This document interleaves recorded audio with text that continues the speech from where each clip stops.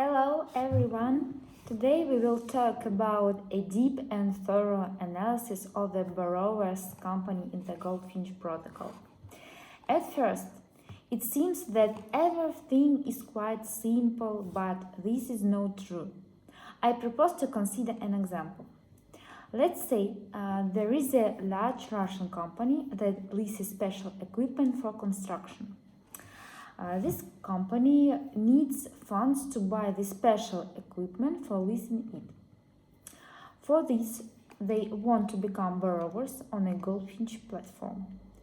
In turn, Goldfinch, in order to understand the feasibility of a loan, evaluates not only the company.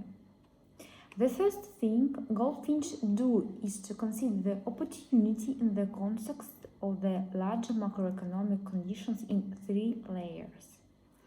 The first, global conditions, when world events affect the performance of the company. For example, COVID-19 caused when people all over the world lost their incomes and were facing economic uncertainty.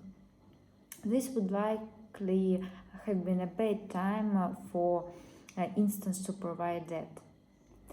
Similar regional continental conditions. For example, the Russian government pays maternity capital for the birth of children, thus seeking to increase their population.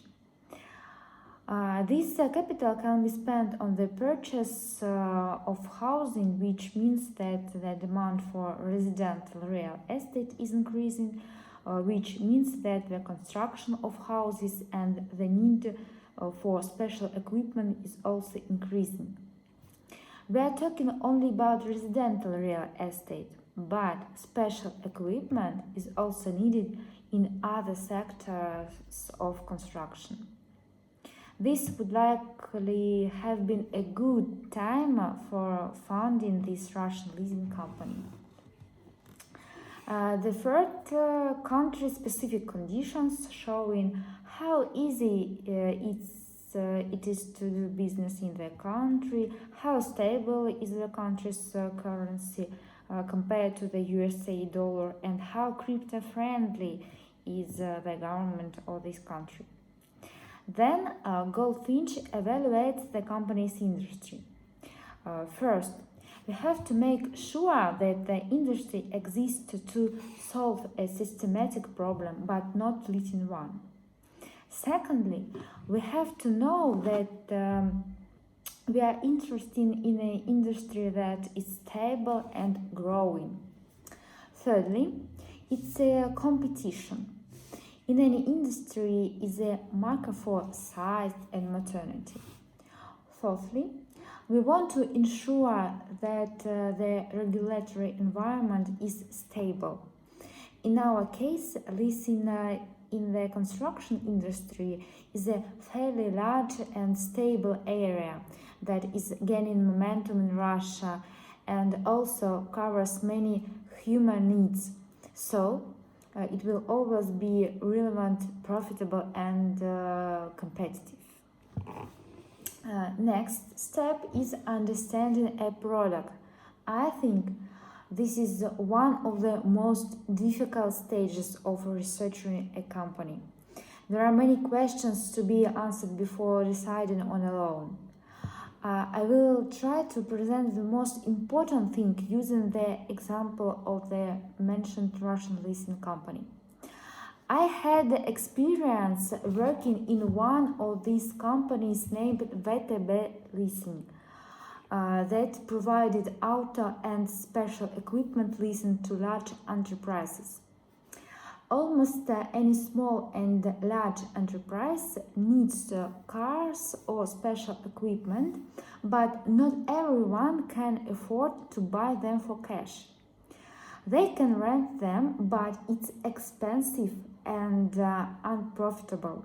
So they turn to leasing companies so that the business doesn't stand idle and makes a profit. VTB leasing starts with money in the bank. It uses this money to buy the necessary equipment and leases to their customers for a long term from 1 to 5 years, depending on the company's request and its credit history. It has physical branches for distribution goods to the customers. VTB Leasing checks thoroughly its customers like checking Goldfinch before giving a lease. Performance, period of existence on the market, company turnover, founders, credit load, etc. VTB Leasing has its own departments that check companies, consider a deal, give away equipment, support and serve customers. And also VTB has its own security service that confiscates the goods in case of client insolvency.